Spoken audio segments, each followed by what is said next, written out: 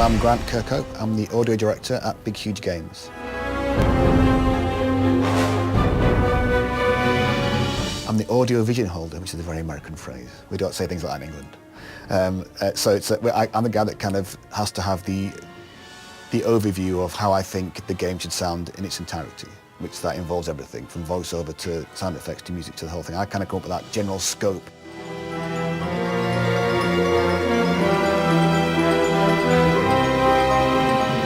I applied to BHG because I wasn't really bothered about if it was a big company or a huge successful company or a big name. I wanted to feel that it was a place I could go that felt vibey about what they were doing, and it's kind of angst, and a place where I thought I could make a difference or make a contribution.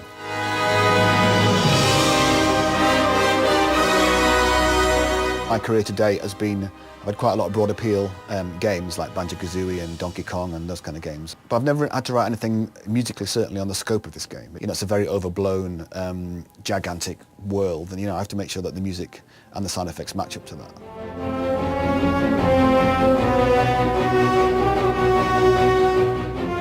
Sound effect-wise, we've tried to go for that similar overblown feel. This game's, you've got a lot of combat in it, Getting that balance right is difficult, to make sure all the spells and all the hits and all the stuff sound appropriate to the level of intensity you put into the sword swipe or the big spell that you cast and stuff like that, So it's very easy to get lost in it and to try and just make it one step louder, and then if it just blows up, it never works like that.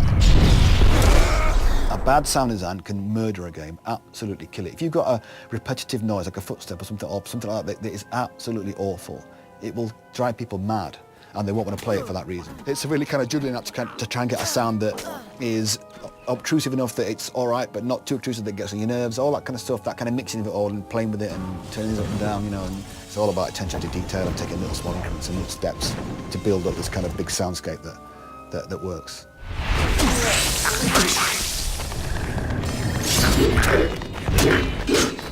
I think that as time's gone on, the two roles are split more, so you get guys who do just sound design and guys who do just music. And I like to do both.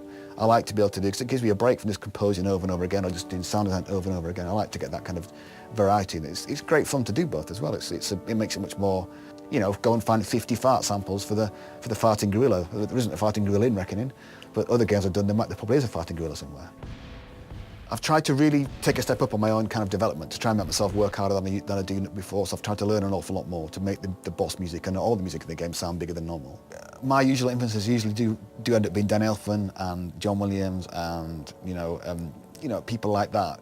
That's the kind of people that I aspire to. I would probably lean more towards John Williams at the moment. I think John Williams can be easily overlooked because people think, oh, he writes those tunes like E.T. and all that kind of stuff, But if you listen to his music for his fight sequences or anything else, it's tremendous. It's massively chromatic. It's very complicated. It's all over the place. It's not easy to keep up with what he's doing because he's so good at that. But when it comes to the big tune, he's right on the money with it, So I have tried in my own small way to do something like that, and I'd like to think that it sounds a bit different to other people's games. I've tried to be different with our game. It's very dark, there's lots of big sequences that are just complete minor chord after minor chord after minor chord. It doesn't change. There's very little major chordness in a lot of the levels. In one of the particular regions, it's just major chords strung together, major triads, and that's just to make it sound different.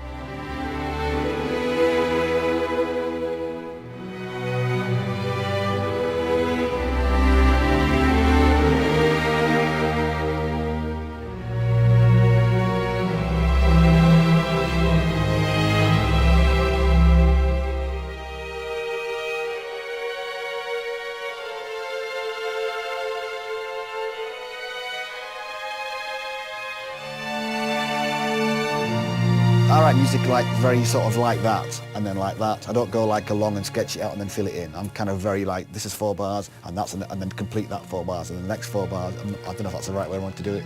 It might be right, I don't know. Every composer's probably going, oh my God, he's terrible.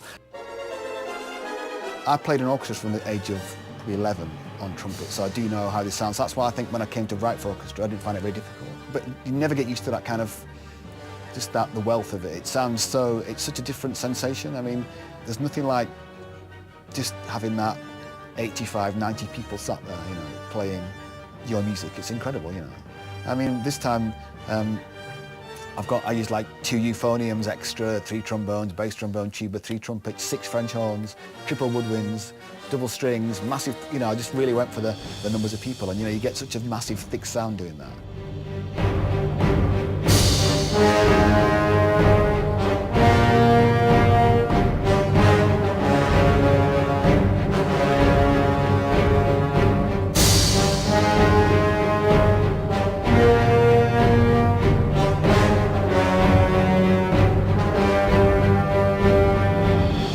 We really believe in it a lot. There's a lot of love for the game. Everybody here is all, you know, dedicated to try and make it as best as we can. There's no shortcuts. We're trying to just do it all, you know. And we're gonna live and die by it, and that's the way it should be. You know, there's no hedging your bets here. It's absolutely, it's all or nothing. We're trying to marry it all together in this big, fantastic package, and I really think we've done it, you know.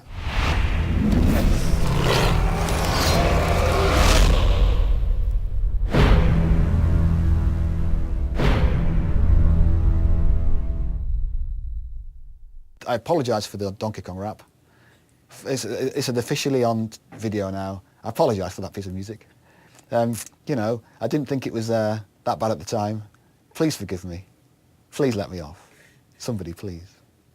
That's it.